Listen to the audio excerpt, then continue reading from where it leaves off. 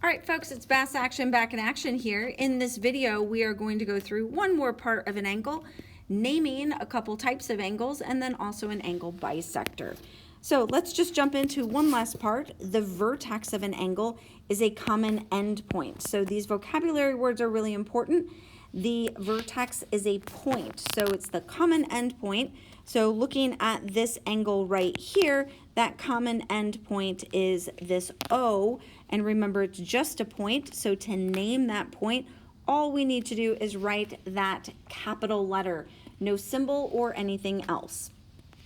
Now, a right angle, you guys are already familiar with a right angle. A right angle has a measure of exactly 90 degrees, or an angle whose measure equals 90. Lots of ways to think about that.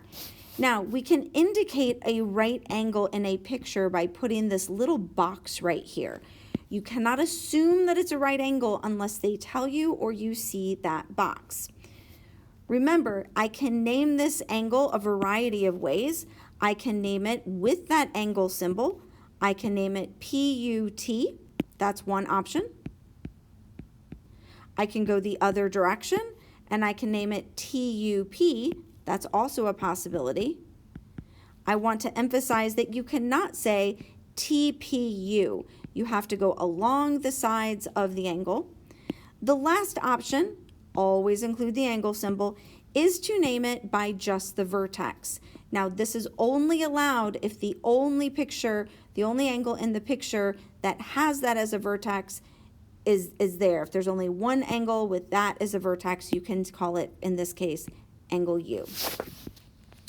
An acute angle, angle U is a right angle.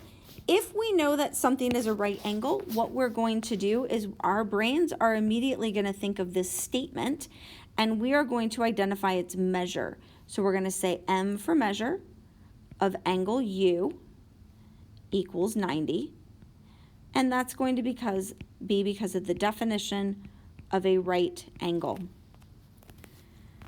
The next thing that we're going to do is an acute angle. An acute angle is an angle whose measure is less than 90 degrees. Okay? It's less than 90, but it has to be more than 0. Till you get to pre-calculus, we are not going to have negative angles.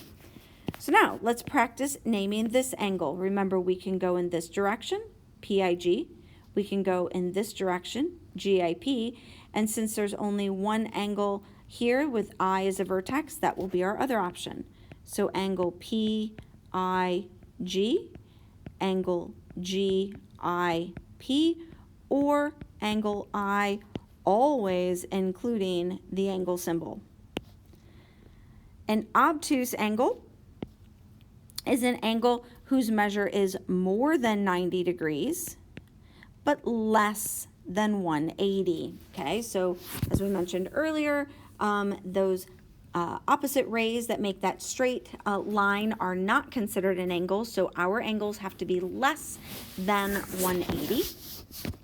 When we can name this one, again, both directions, JOB, BOJ, or O, but never this direction. You have to go along the sides. So we're gonna say angle JOB, angle BOJ, or angle O, okay? The last thing I want to look at here is an angle bisector, and this is going to be extremely important in terms of our vocabulary. It is going to be a line, ray, segment, or plane, just basically something that is going to divide an angle into two, and this is an important word, congruent angles. This is going to be very similar to, and I'm going to emphasize the similar, this is going to be similar to the midpoint. Now we want to think that it's going to be similar to a segment bisector because they both have that word, but angle bisector is actually most similar to the midpoint when we're working with segments. When we look at this picture here, okay, based on this geometric statement, we're saying ray UP, so this is talking about the ray. So ray UP, right here, is going to bisect this angle. So if it's bisecting this big angle, That means that these two smaller angles are supposed to be congruent. We can mark those as congruent by putting these little arcs right there. Sometimes students like to put a little tick mark on those little tiny arcs inside to make them stand out.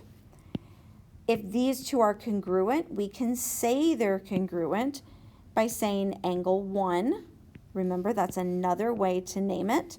I can say angle 1 is congruent to angle 2. If you want to practice with the naming with 3 letters, I could also say, same thing, RUP is congruent to angle PUA. So these two are saying the same thing, but I think this one looks a whole lot easier. And our reason is going to be def for definition, angle, very important because it's an angle that's being bisected, and then we'll say bisect. Okay, that's that quick vocabulary, and then we'll do a little bit more with an angle addition on the next video.